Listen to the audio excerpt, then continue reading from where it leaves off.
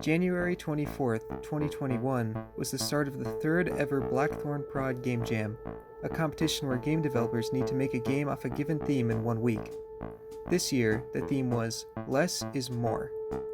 My original idea was to make a game where you'd go around a shopping center trying to get the best bang for your buck by locating different sales and discounts. But once I realized that I had no idea how to make this kind of game, or at least make it fun, I threw it away and went back to the drawing board, and decided instead to steal the mechanics from a previous game of mine. Draw inspiration.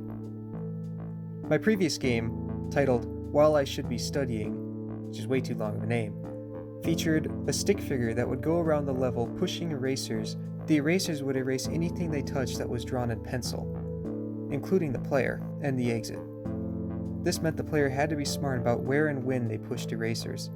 This simple set of rules made for some interesting puzzles, but I always felt that there is more potential, and the whole theme of less is more really got me thinking about erasing stuff. But rather than rehashing this game, I decided to add a twist and made it based around color with a simpler art style. For the first day of the jam, I focused on getting the base game done by making the art for the tile sets, player, and objects. I also slapped on a pixelated camera and an obscene amount of bloom to cover up the simplistic art. I then added basic player movement and collisions. Because it was a game jam, I wasn't afraid of spaghetti code, so I made one singular script that would control all the puzzle logic for the game, from the player, to the boxes, to the colored platforms. This script was in charge of collisions, switching colors, destroying colors, the whole works. Because of this, every single important object in the level shared the same script, so I could use this to check the game state. If there's no colored objects left in the level, well, you won. And if the player was dead and there were still colored objects, the level would restart. With all the base mechanics implemented, I was ready to call it a night and could focus on level design the next day.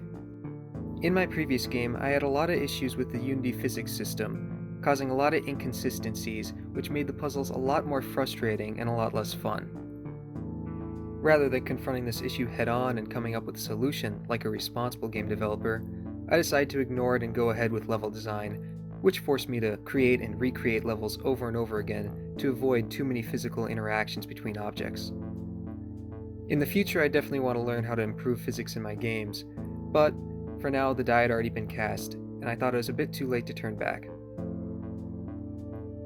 Now it was time for what is probably my favorite part of game development, level design. I especially enjoy designing puzzles, as I've made a lot of puzzle games in the past. And while I think I'm halfway decent at making a good puzzle, I'm very bad at creating a proper difficulty curve. So for this jam, I want to make sure to have multiple people playtest my game. Because of the way I design puzzles, I tend to just randomly add and remove elements from a level until I'm satisfied with an interesting challenge. As a side effect, my levels tend to have completely random levels of difficulty, and whatever I think is a good level order is a complete mess. After finishing all 14 levels for my game, I had multiple people playtest them and went through many iterations of changing the difficulty of levels and changing when and where they appear.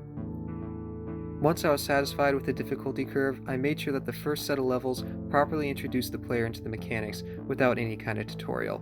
With that done, all that was left was polishing different mechanics, adding music and sound effects, and adding titles to each level. Most of the polish I did was trying to compensate for the awful physics in the game by messing with the weight and friction on the player and boxes. But once that was done, the game was finally ready, so I created an itch page and uploaded the game and submitted it to the jam. Then after that, I guess I started to make this video to document the process. Now with all that said, if you really made it to the end of this cookie-cutter devlog of some random person on the internet, you're clearly pretty interested in game development, so I'd encourage you to consider subscribing, as like any game developer worth their salt, I'm planning on starting a much larger project soon. I want to make a game that runs on both normal computers and in virtual reality, so if that sounds like something that's interesting to you, consider subscribing to see that, if it ever happens. Peace out.